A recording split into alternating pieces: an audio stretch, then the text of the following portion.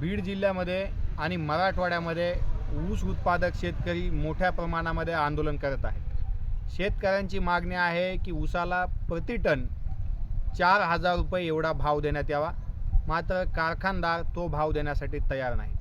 केंद्र सरकारने ऊसासाठी FRP जी दिलेली आहे ती प्रति क्विंटल 355 रुपये आणि प्रति टन 3,550 रुपये एवढी दिलेली आहे। मात्र प्रत्यक्षात कारखानदार जे खरेदी करत आहेत तो 2,200-2,500 या दरामध्ये शेतकऱ्यांचा ऊस खरेदी करत आहेत। म्हणजे प्रति टनामागं शेतकऱ्याला 1 ते 1,500 रुपयाचं नुकसान जे आहे ते सहन करावं लागत आहे। एकूण शेतकऱ्यांचं नुकसान हे लाखांच्या घरात आहे।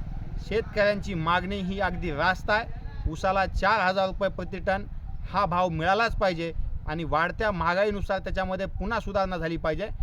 शेतकरी युवा संघर्ष समितीच्या या आंदोलनाला मी अरुण मते आणि आम्ही सर्व विद्यार्थी डॉक्टर बाबासाहेब आंबेडकर मराठवाडा विद्यापीठातील विद्यार्थी पाठिंबा देत आहोत।